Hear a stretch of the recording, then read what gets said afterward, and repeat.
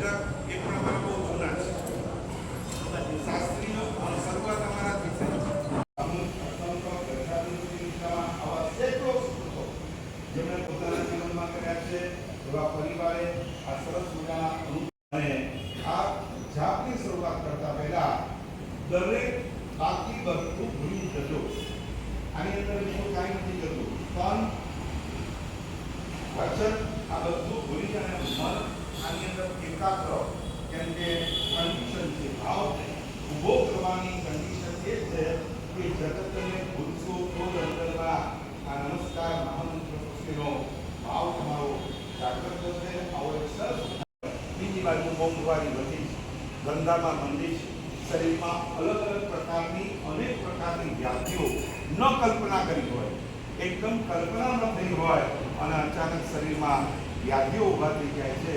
આવી ભયાનક પરિસ્થિતિની વચ્ચે રક્ષણ કરનાર કોઈ જો તત્વ હોય તો આ પંચ પરમેશ્વરી પરમાત્માની આરાધના છે.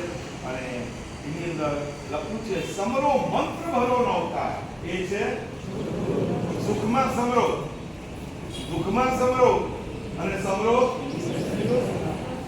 દિવસમાં સમરો અને રાત્રે પણ સમરો. 24 કલાક એક સમય હતો, માણસ નવરો પડે, ફુરસદ મળે એટલે કાં ચરોડો પકડે અને કાં માળા એક ટાઈમ બેસી આગળ નહીં આવે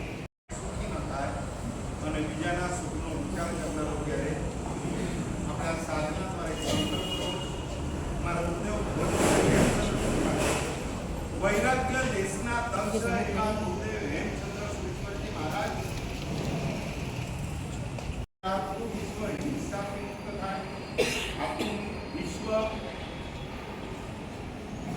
કશાયથી મુક્ત થાય, આખું વિશ્વ અશાંતિથી અને ભયથી મુક્ત થાય, આખું વિશ્વ પાપથી મુક્ત થાય અને આખું વિશ્વ છે એનું કલ્યાણ થાય. શિવમ અસ્તુ શિવમ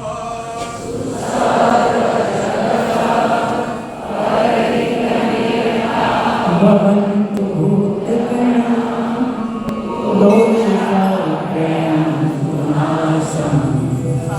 સર્વત્ર સુખી ભવन्तु.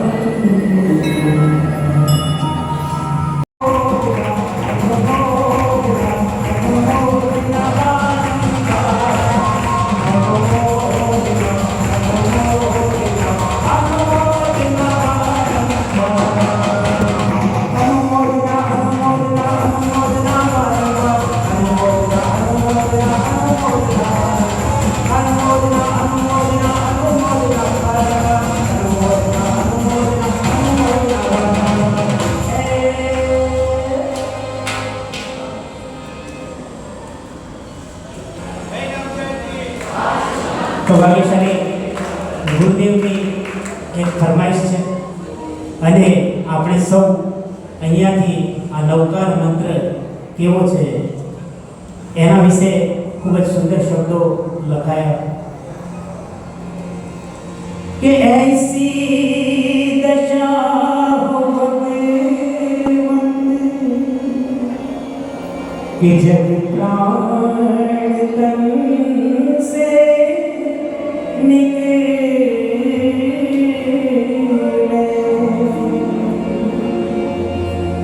गिरिराज की हो छाया